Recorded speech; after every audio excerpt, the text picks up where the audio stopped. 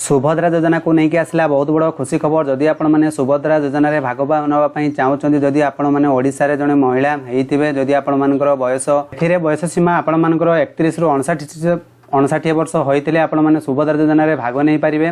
तो कौन रही आज अपडेट चलते डेन भिडियो स्टार्ट करिबा। तो आपण मैंने जानते कि गणमाध्यम रिपोर्ट अनुसार सूचनाटी प्रकाश कर किए पाइब सुभद्रा किए बात पड़े। स्वाधीनता दिवस अवसर में जारी हेब एसओपी। तो एसओपी हूँ आपण मानकर जो सुभद्रा योजना बाबद में जो एसओपी जारी करिवो कहीं स्वाधीनता दिवस में मिल उपहार कौन उपहार तो समस्त तथ्यटी जनइबी।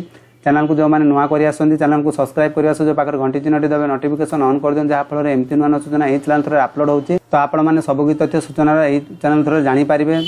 तो यही वर्ष अगस्ट 15 तारिख में पालन हेब 78तम स्वाधीनता दिवस। यही दिन ओडिशा रे नुआ मुख्यमंत्री तरफ सारा ओडिशा रे माँ भौणी मान मिल पारे बड़ उपहार। स्वाधीनता दिवस अवसर में जारी हेब बहु प्रतीक्षित सुभद्रा योजना एसओपी। तो यही योजना क्या मिल फायदा क्यों मैंने योजनारू बाद पड़े तो से नहीं स्पष्ट चित्र सामना को आसो अगस्ट 15 तारिख में। यह सहित योजनार सामिल होगापाई आवश्यक कागज पत्र कौन रहा सूचना मिल आपण मानक अगस्ट 15 तारिख में कहीं ए नहीं राज्यर उपमुख्यमंत्री प्रभाती परिड़ा सूचना देइचंती। तो आपण माने जानिथिबे कि अगस्ट 15 तारिख में आसीबो सुभद्रा योजनार एसओपी। से आपण मानकर कौन कौन डॉक्यूमेंट लगे से जना पड़ो। जो मैंने एपर्यंत चैनल में आसुँच तो चैनल बिना शेष पर्यंत देखूँ सुभद्रा योजनार जो गाइडलाइन टी आसो तो आपण मानी बहुत हेल्पफुल रही योजना केवल आधार कार्ड ही यथेष्ट हो पार बोली गणमाध्यम रिपोर्ट अनुसार सूचना मिली। तो आपण मैंने जानिथिबे कि सुभद्रा योजनार प्रायतः उच्च वर्गर लोक मानकु बाद दे पारंती राज्य सरकार कहीं सेमानकर आयकर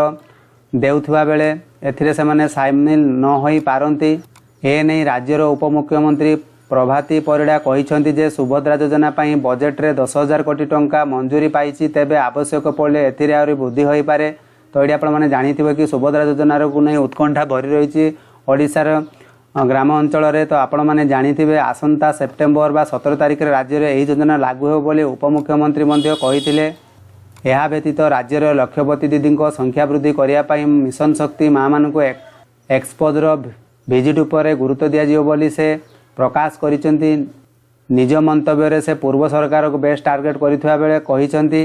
यह सहित मिशन शक्ति केबे बंद हेबो नाही बरं सेमानकर विकास क्षेत्र में अधिक गुरुत्व दिज्व बोली राज्यर उपमुख्यमंत्री प्रतिभा परिड़ा मत व्यक्त प्रकाश करिसेंती। तो ये आपण माने जानि पारुथिबे कि सुभद्रा योजना गाइडलाइन आपण मानकर अगस्ट 15 तारिख में प्रकाश पाइब। से आपण मानकर डॉक्यूमेंट कौन कौन लगे सबकि तथ्य से आपण माने जानि पारिबे।